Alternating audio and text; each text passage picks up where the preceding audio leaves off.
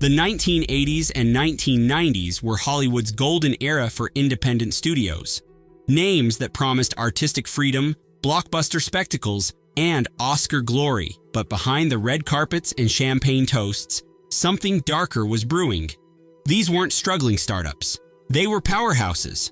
One studio swept 5 Academy Awards while already filing for Chapter 11. Another produced the highest-grossing film of its year and still posted a $250 million loss.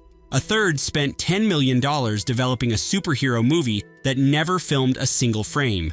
And one company's biggest hit made so much money, it actually destroyed them. From billion-dollar empires built on algorithms to moguls who arrived at Cannes on 200-foot yachts, these studios burned bright before vanishing into the night. Number 1 changed an entire industry forever. Vestron Incorporated wasn't just a minor player in home video.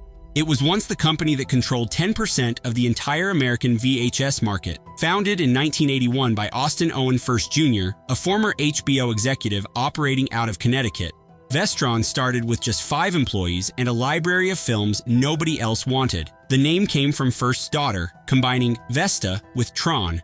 Within years, the company had over 1,000 employees and distribution deals spanning 30 countries. Then came the film that would simultaneously make and break them. The script for Dirty Dancing had been rejected by 43 studios. Male executives reportedly dismissed it as irrelevant, but Vestron greenlit it for $5 million. The director had never helmed a feature. Patrick Swayze's contract was just $200,000. The result earned $214 million worldwide. The soundtrack sold 32 million copies. But here's the twist. Vestron didn't own the music rights. When that album became legendary, Vestron saw only a fraction of the profits. Flush with misplaced confidence, First greenlit roughly 20 projects. Nearly all flopped. Major studios launched their own video divisions, demolishing Vestron's core business overnight. Vestron filed Chapter 11 in 1990 and was acquired for just $27 million. They were set to release Pretty Woman before their collapse. That film went elsewhere and became a goldmine. Today, Lionsgate operates Vestron Video as a collector's label. And that was just the beginning. The next studio didn't just have one massive hit. They had back-to-back Best Picture winners. Hemdale Film Corporation was founded in London in 1967 by actor David Hemmings and John Daly, a man who was literally selling insurance when they met.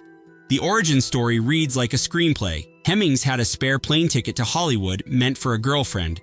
When the relationship ended, he offered it to Daly.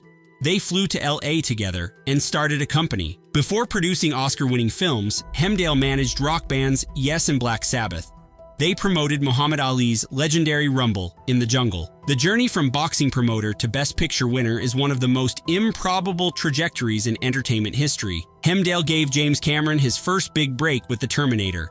They handed Oliver Stone his decade-overdue chance to make Platoon after every major studio had rejected it for 10 years. That film won 4 Oscars, including Best Picture. The following year, they distributed The Last Emperor, which won 9 Oscars, back-to-back Best Picture winners. Yes, really, a bitter legal dispute over home video rights drained crucial revenue. Their French bank withdrew credit after exposure ballooned to $90 million. Over 30 lawsuits accumulated. An involuntary Chapter 11 petition was filed in November 1995. The Terminator and Platoon ended up with another studio on this list. Remember that. But if Hemdale's fall was dramatic, the next entry built an entire city before watching it slip away.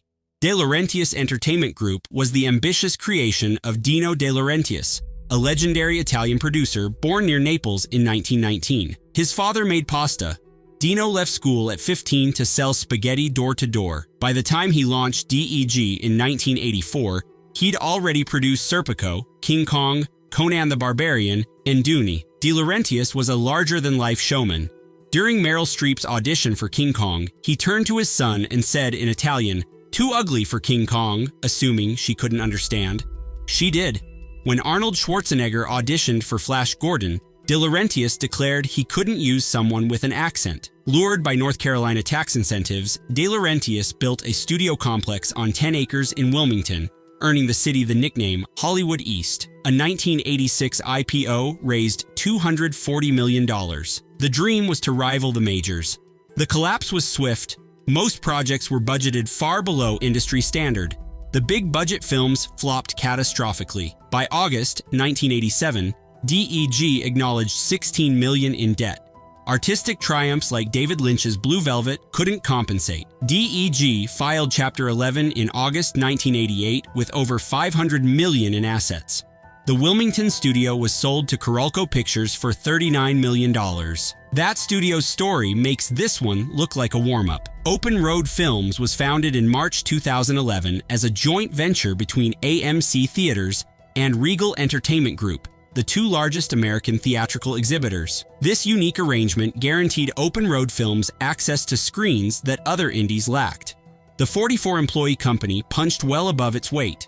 The studio released critically acclaimed mid-budget films that bigger studios and tiny indies often neglected. The crowning achievement was Spotlight in 2015, winner of Best Picture and Best Original Screenplay. The film grossed $98 million worldwide against a $20 million budget. The Oscar win didn't change the fundamental math. In August 2017, Donald Tang acquired Open Road for just $28 million, remarkably cheap for a Best Picture winning studio. Tang merged it with IM Global, immediately announcing a $1 billion production spend, but he failed to raise the needed $200 million in fresh capital. Films hemorrhaged money. Global Road filed Chapter 11 in September 2018 with $140 million in debt. About 45 staffers were laid off without severance. Raven Capital acquired the assets for $87 million. Tang had once predicted one of his films would be the highest-grossing film of all time. It earned modest returns. But the next entry didn't just lose money once, they filed for bankruptcy twice. Relativity Media was founded in 2004 by Ryan Kavanaugh, who claimed to have cracked Hollywood's code using mathematics. The Monte Carlo model was his proprietary system based on simulations. Variables included actor draw, director records, genre, and budget, fed into spreadsheets reaching 65,000 rows. Films not showing roughly 70% probability of return would be rejected. The reality was less impressive. Analysis found that 78% of Relativity's films were below benchmark returns. One investor later called the algorithm a poor predictive tool. Still, Relativity co-financed genuine hits through studio deals: The Social Network, The Fighter, and entries in the Fast and Furious franchise. At its peak, it was the third largest mini-major globally. The first Chapter 11 came in July 2015 with over $1 billion in liabilities. Relativity emerged in March 2016.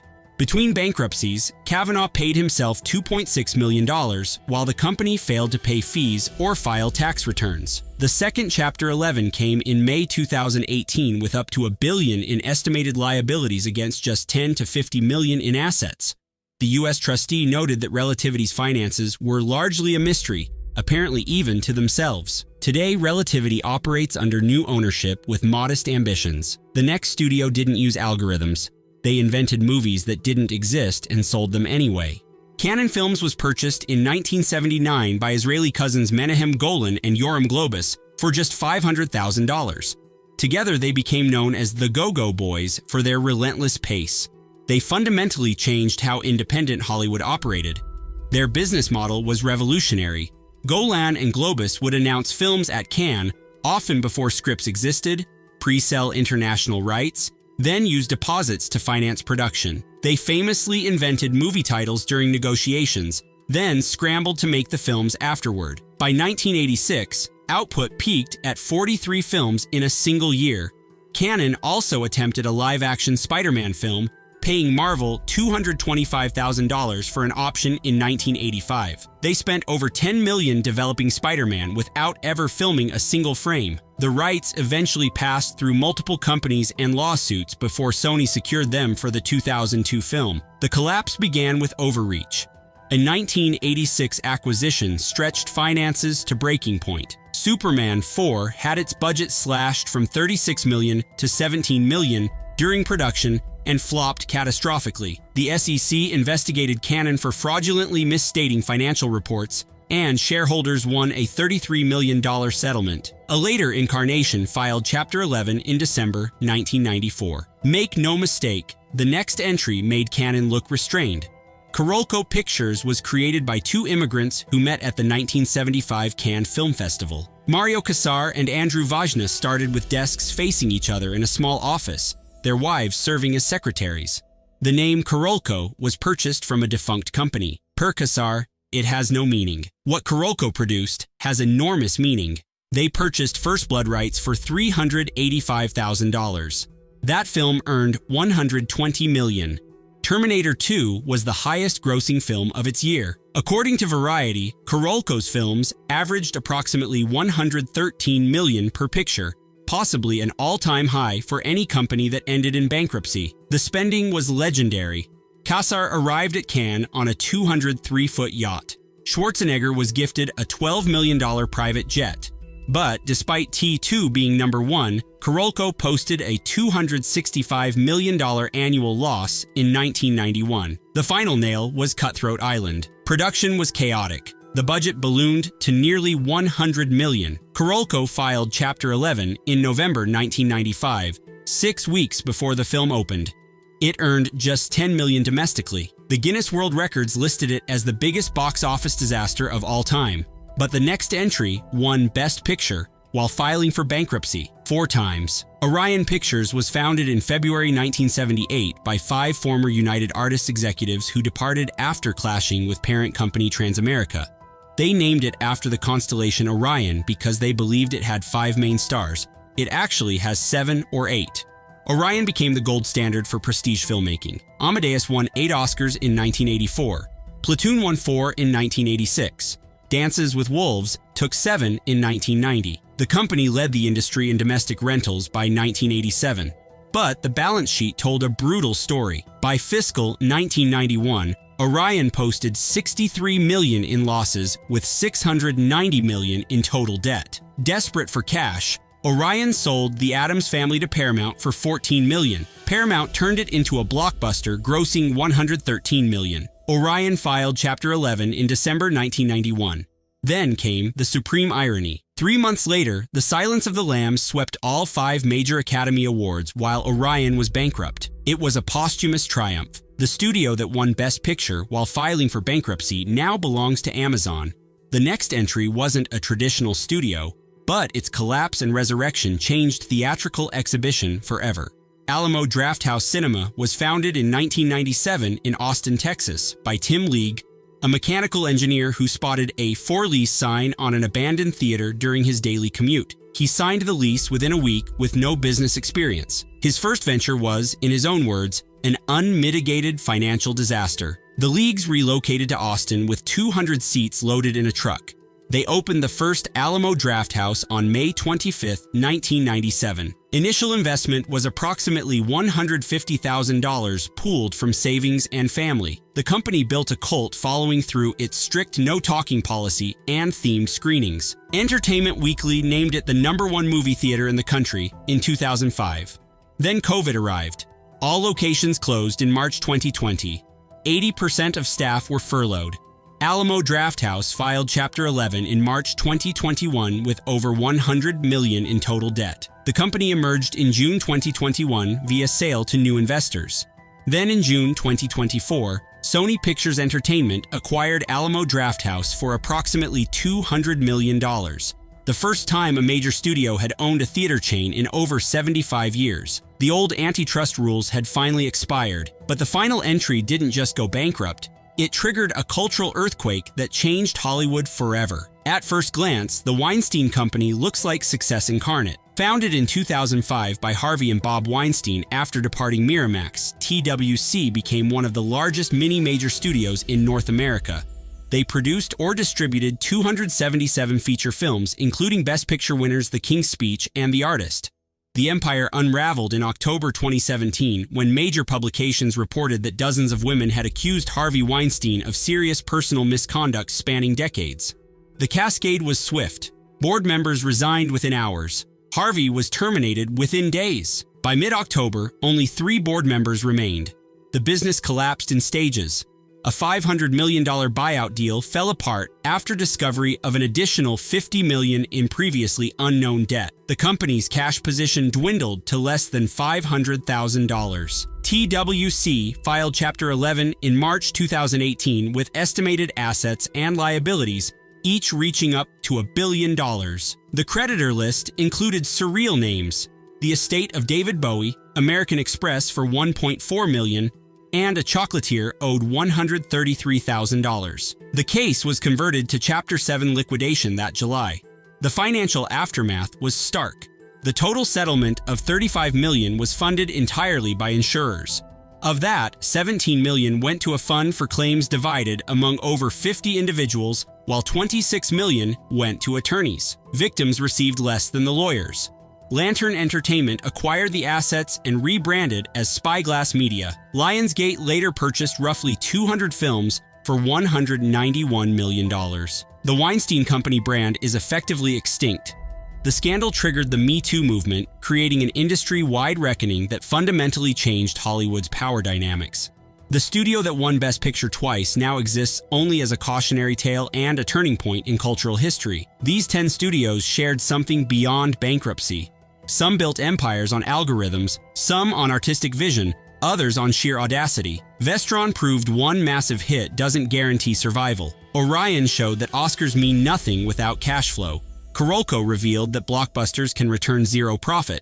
And the Weinstein Company demonstrated that no amount of success protects against institutional rot. What unites them is a paradox defining the independent film business. Artistic acclaim and commercial success were never enough to overcome the structural disadvantages of operating without diversified revenue and corporate backing. Were these studios failures, or were they dreamers who simply ran out of runway? How many of these studios had you heard of before today? Which collapse shocked you the most?